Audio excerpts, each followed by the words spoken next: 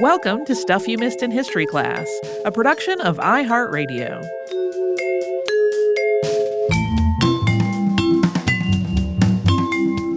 Hello, I'm Holly Fry. Welcome to the podcast. Man, I'm Tracy V. Wilson. I said that different just to mess with everybody a little bit. You messed with me a little bit. Yeah! I was like, what is my name? What is my name podcast? Listen, it's Olympic season. It is. So it makes sense for you to talk about the Olympics. One of the things I have been kind of eyeing for a minute is things that are no longer in the Olympics. Because over the course of the modern Olympics, and we should specify, we are talking about the modern Olympics from 1896 forward, there have been a number of sports that have been added and struck from the roster. And some come and go and then come back.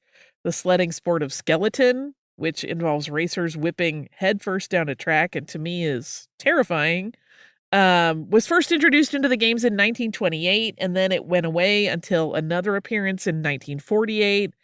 And then in 2002, it came back in the Salt Lake City Games. And at that point, it involved both men's and women's events for the first time. Skateboarding was added in 2020. That is returning for 2024. We'll talk about a couple more at the very end that are going to be in the 2024 games. And there are a lot of stories like that, particularly in the very early years of the Olympics, of the modern Olympics. So today we're going to talk about a few of those. One was involved for several Olympic cycles before it was taken off the program, and several are one-timers. But before we get into any of the sports, we're going to talk about how sports are chosen for the Olympics today. We have talked about the first modern Olympics on the show before. That was a Saturday Classic not too terribly long ago. And that 1896 Games had 241 athletes competing across 43 events. Only 12 countries were represented. For comparison, the 2024 Paris Olympics has a roster of 329 events, so that's a lot more events. As of this recording, we don't know the precise number of athletes competing. The teams are still being finalized.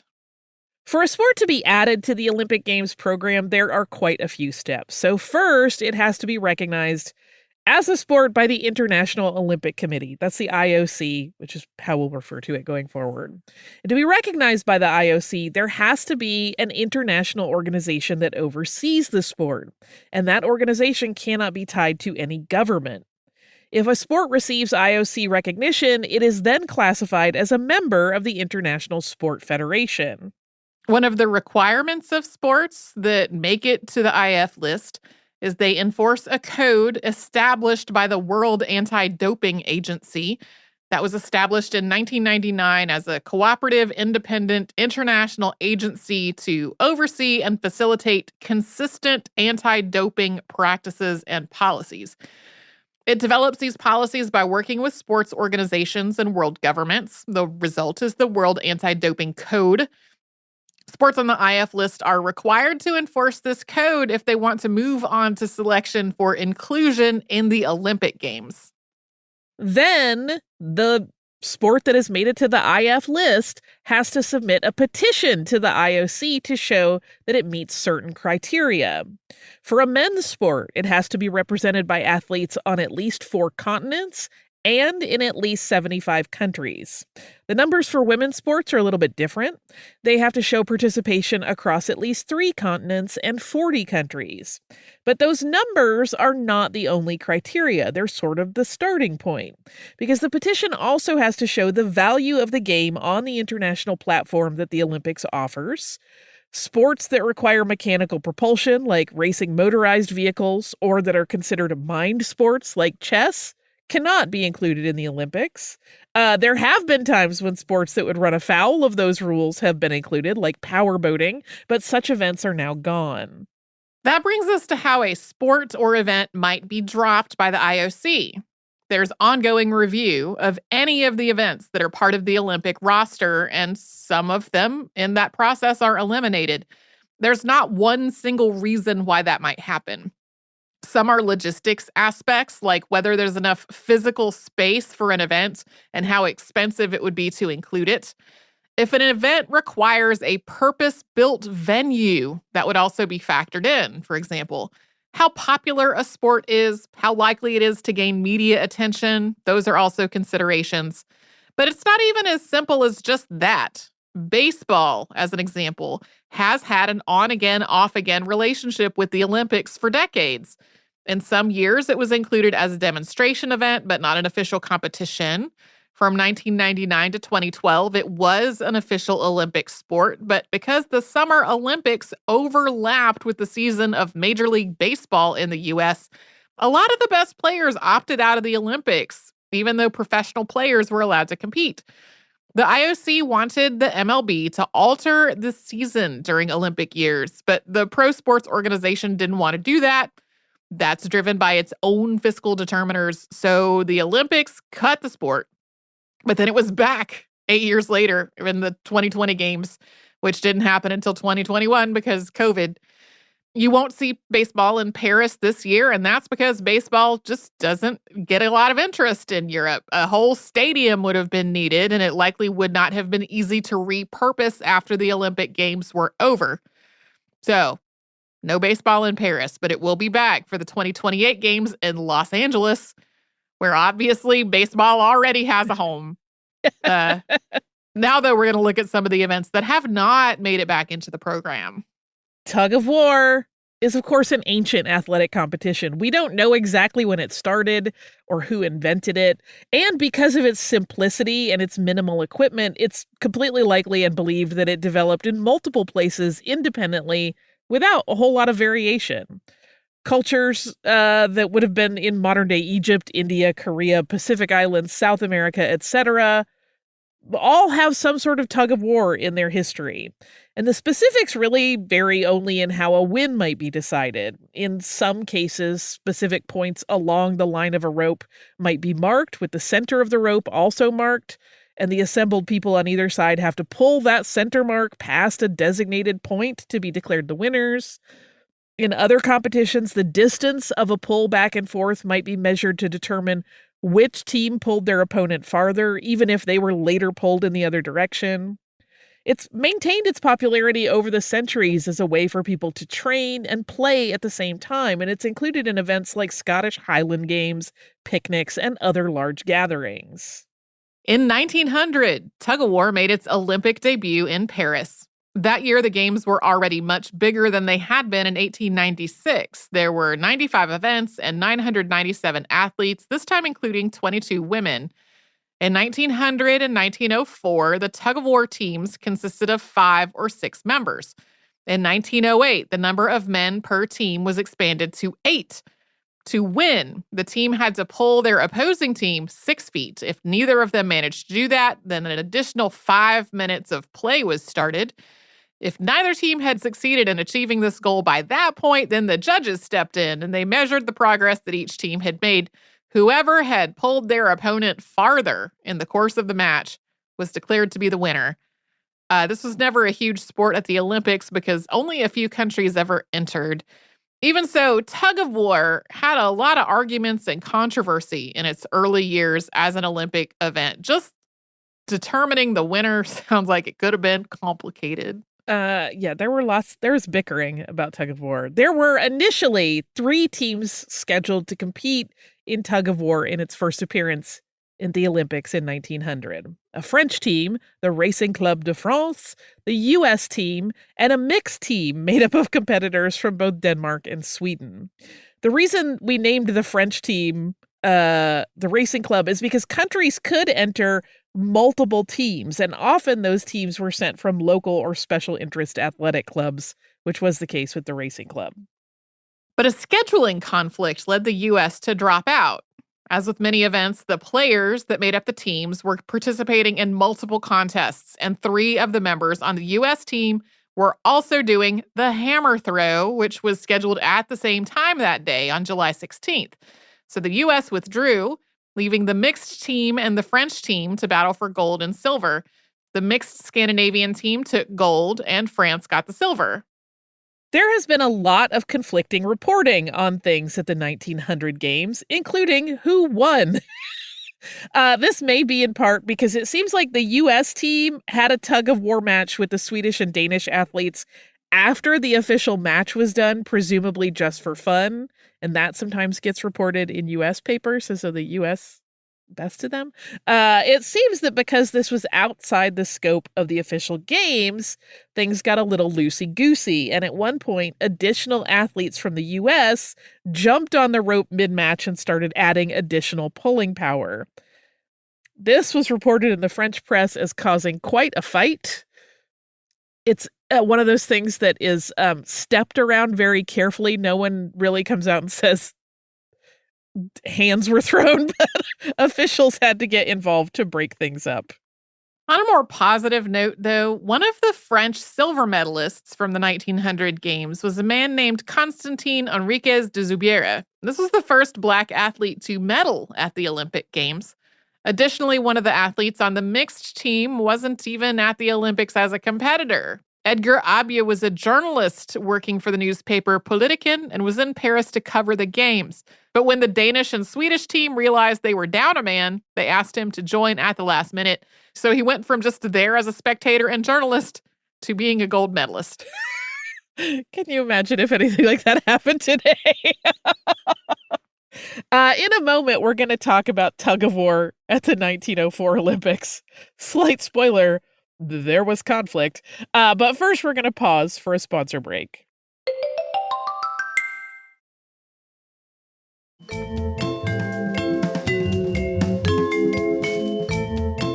In 1904, the Olympics were held in St. Louis, Missouri, and the U.S. had 4 teams. One team was made up of representatives from the Milwaukee Athletic Club, or at least that was the claim. We'll get into that in a minute. This Olympics is one we've talked about before because it's a real challenge to untangle, and that is due to the fact that it was held in conjunction with the St. Louis Exposition, which had its own athletic events scheduled, and some athletes didn't even know they were competing in the Olympics in some cases. Reporting also got real fuzzy regarding which events were expo events versus Olympic events, making this whole thing sort of an ongoing conundrum. If you visit the official Olympic sites, it says there were no medals in the tug of war category, and that's because the outcomes were protested and the final presentation ceremonies were called off. But we do know the results of the actual competition. The 4 U.S. teams were the New York Athletic Club, the Milwaukee Athletic Club, the Southwest Turnverein of St. Louis number 1, and the Southwest Turnverein of St. Louis number 2. 2 other nations were represented. This was the Pan-Hellenic Athletic Club, who competed on behalf of Greece, and the Boer team as a South African delegation. The Boers lost to the Milwaukee Athletic Club, and the Pan-Hellenic Athletic Club lost to St. Louis number 1 in the first round, and that left only U.S. teams in contention because the points awarded for each win were also hotly contested for teams within any given country. When it was discovered that the Milwaukee Athletic Club team was using members who were actually from the Columbian Knights Athletic Association in Chicago, it caused a protest from the New York Athletic Club. The New York team didn't even show up for their final 2 matches, and they ended in a scratch. The standings ultimately ended at the Milwaukee Athletic Club in the gold medal position, St. Louis Southwest Turnverein number 1 in silver, and St. Louis Southwest Turnverein number 2 at bronze. There is a funny part of this where the New York Athletic Club already had way more points than anybody else on the board. I think all of this was funny. It's really like they were fighting over 1 point that was not going to change anything. It's so wild. I imagine a lot of people stomping their feet and yelling, "It's the principle of the thing."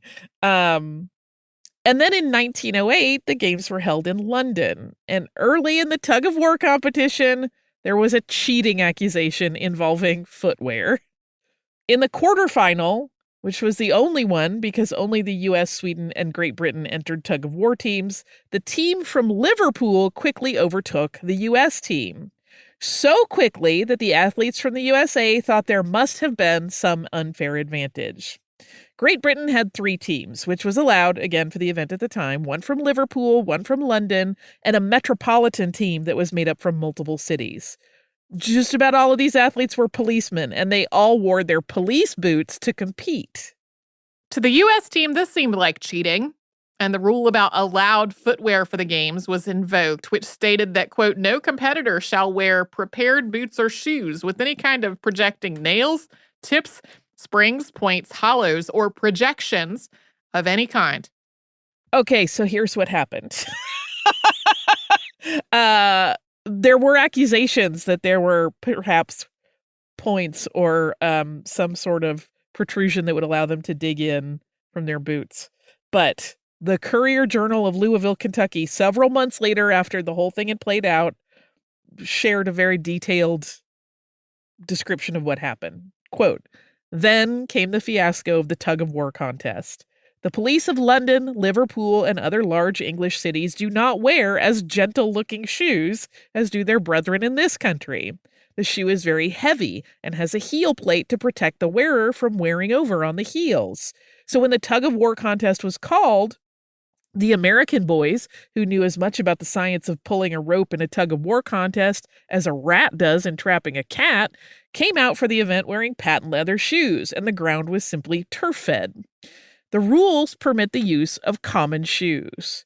The shoes the Englishmen wore are common street shoes to them, and their teams knew something about the science of tug-of-war. And if the reader believes there is no science in tug-of-war, his athletic education is woefully neglected, as was that of Ralph Rose, John Flanagan, Talbot, and the other Americans who just pulled on that rope. Pulled and nothing more. Why, the way those Englishmen shifted that rope over their heads and yanked 265-pound Ralph Rose around was a shame. Then came the American protest, the most ridiculous act of the whole Olympiad. To show what the Englishmen thought of the protest, they offered the next day to let the Americans wear their shoes, and they, the Englishmen, in their bared or stocking feet, guaranteed to pull the American team all over the stadium. Once the Liverpool team offered a rematch wearing no shoes, the U.S. team kind of backed off of their accusation and the games proceeded. In the end, the three teams from Britain swept the medals, not too surprising since they had 3 out of the 5 teams participating. Sweden had been the other, and they were also eliminated by the British team. I love the shoe argument so much. In 1912, the Olympics were held in Stockholm, Sweden, but it was once again a very tiny field of competitors. Initially, there had been 5 teams entered: Sweden, Great Britain, Austria, Bohemia, and Luxembourg. But the teams from those last 3 countries withdrew. There is not any clear documentation that explains the change, but it's entirely likely that, as in previous years, there was a scheduling conflict or athletes wanted to focus on other sports. But in any case, it came down to just Sweden and Great Britain, and Sweden took the gold in a 2 out of 3. The second pull of the set was won by forfeit because the British team sat down as they were trying to gain more pull, and if your badonk touches the ground, it's over. After the 1916 Olympics were skipped because of World War I, in 1920, tug-of-war made its last appearance at the Games in Antwerp, Belgium. That year, there were 5 teams, 1 each from Great Britain, Belgium, Italy, the Netherlands, and the U.S.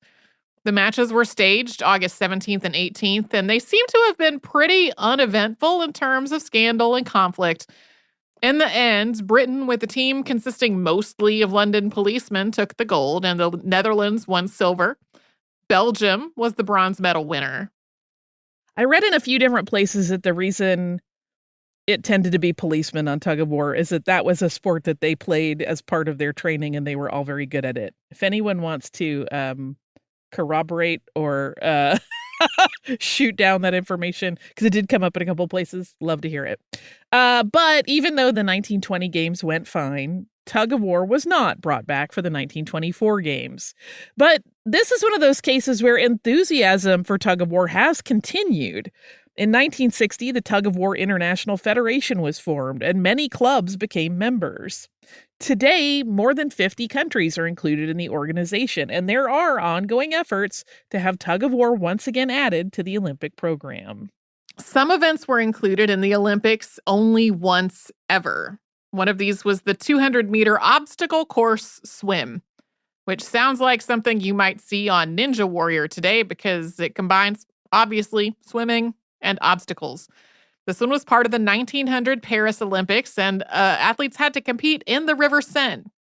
200 meters, which is 656 feet, is not a super long swim. Not that I could do it. But once you add in the obstacles, it does become quite a challenge. There were 3 obstacles on the course. The first was a pole that sat just above the water, and swimmers had to climb over it. The second was a row of small boats, and the swimmer had to climb over that. And then the last obstacle was another row of boats. This time, competitors had to swim under them before continuing on to the finish line.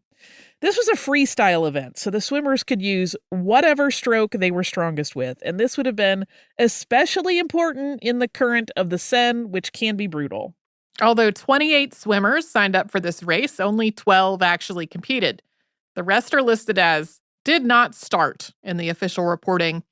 After 3 heats, Frederick Lane of Australia took the gold, Otto Walla of Austria the silver, and Peter Kemp of Great Britain finished the third for the bronze.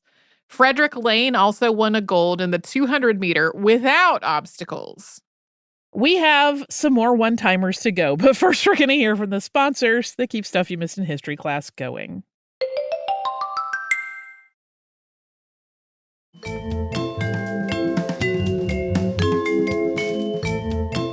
Another event that only appeared in 1900 as an Olympic sport was croquet.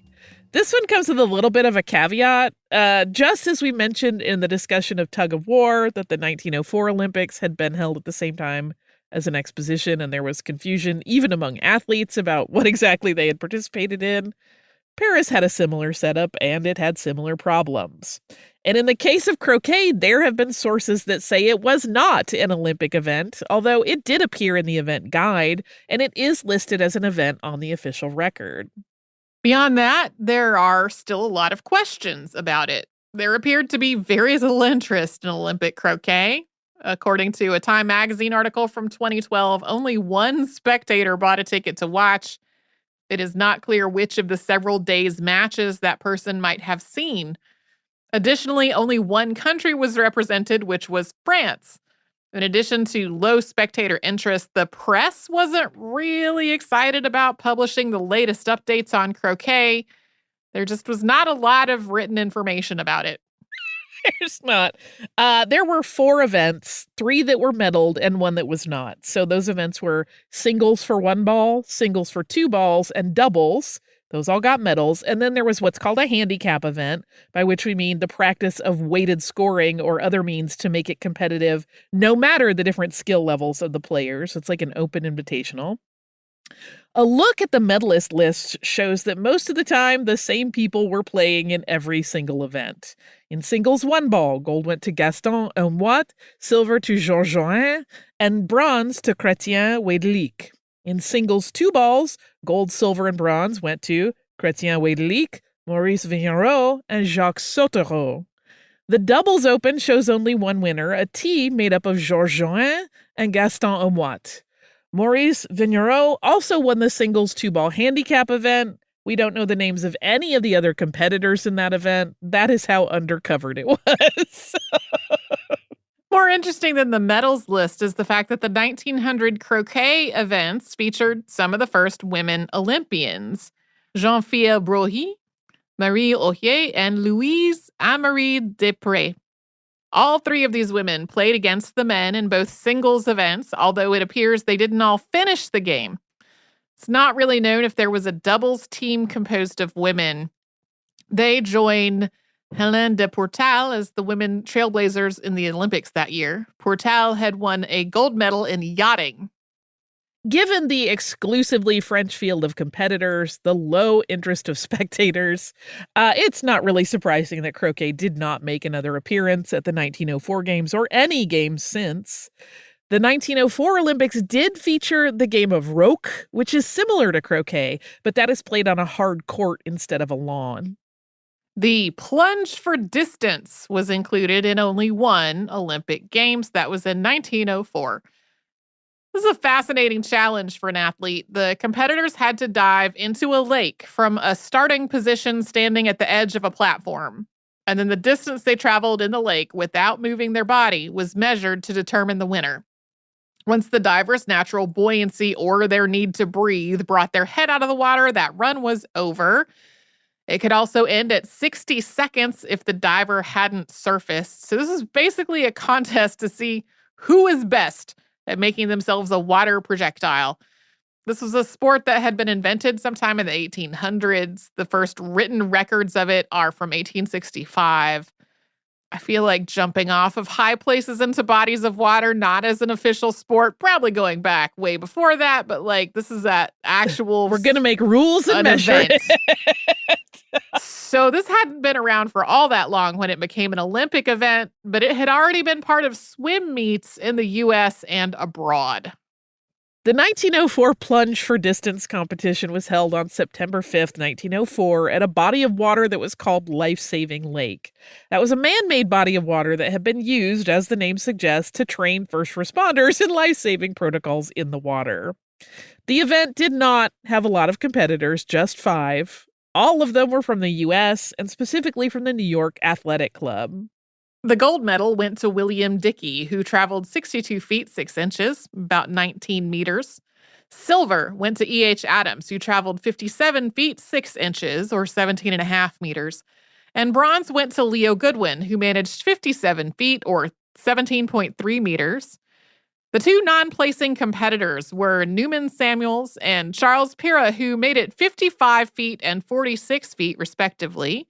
Prior to the Olympics, Priya had held a record for the longest plunging distance in the United States. When the 1908 Olympics were held in London, plunging for distance was not on the program, nor did it ever return. It was simply not considered athletic enough, and press coverage of the 1904 event had not been particularly flattering. Lastly, we'll have a brief mention of one other thing that was also a one-timer, also from the 1900 Olympics, and including it basically because we know there will be some people who will ask about it if we don't.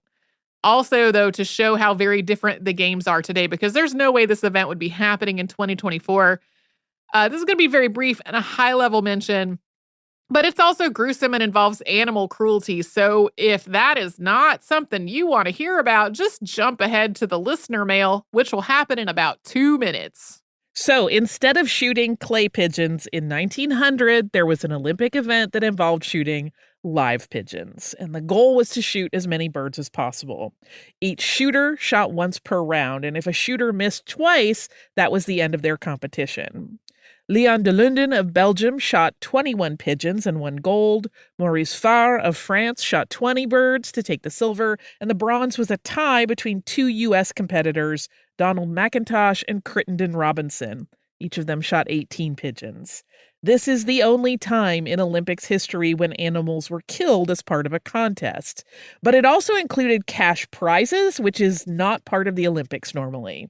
Nearly 300 birds were sadly killed in this event, which led to vocal criticism from animal welfare groups, of course, but also from the general public, which just found this whole thing kind of grisly and ghastly as dead birds littered the ground over the course of the competition.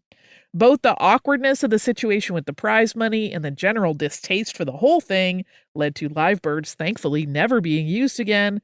And according to some accounts, the IOC retroactively relabeled this as a non-Olympic event.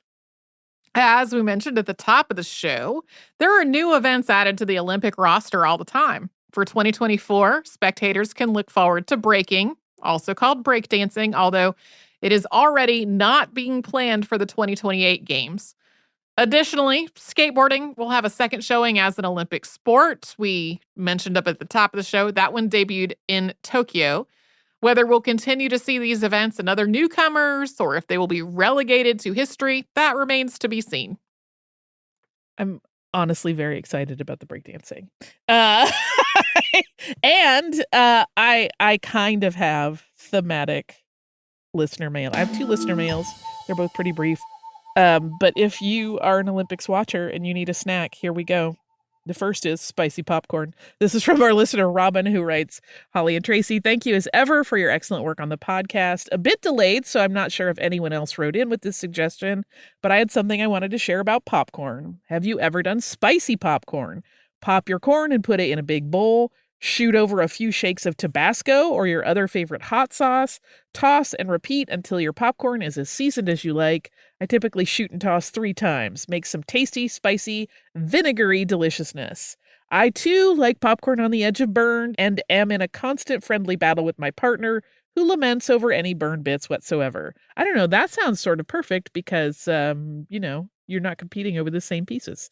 I am a wuss and I don't do a whole lot of spicy stuff, but I bet this would be interesting. And I bet if you use sriracha, you'd get a really yummy popcorn. I have definitely put it on popcorn before. Nice. And we had a powdered version, not exactly the same thing, but like it was a powdered spice that was meant to replicate the notes of, and that was really good on popcorn. Yummo. Our other popcorn email is from our listener, Paul, who writes about popcorn perfection, and I felt a kinship.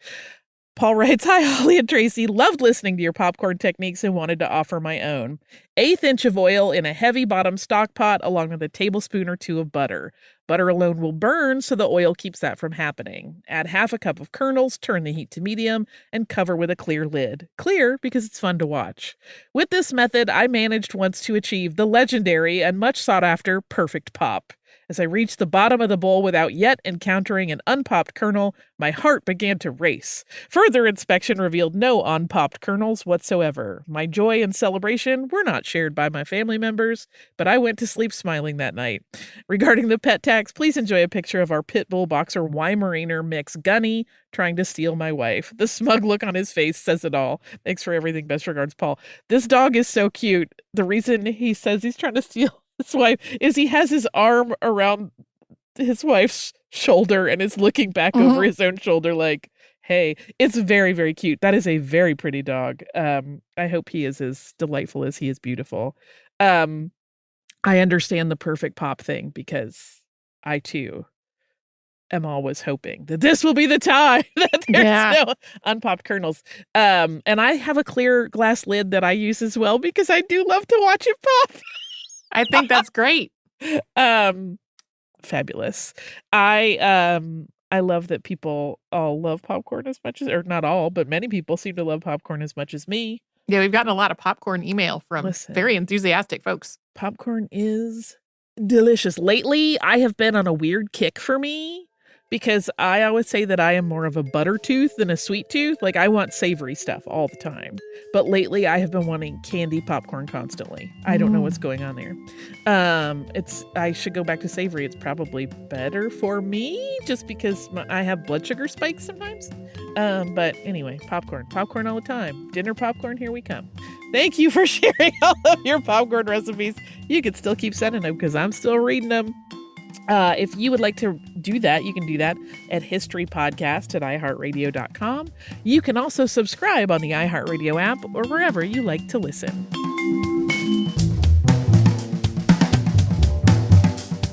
Stuff You Missed in History Class is a production of iHeartRadio. For more podcasts from iHeartRadio, visit the iHeartRadio app, Apple Podcasts, or wherever you listen to your favorite shows.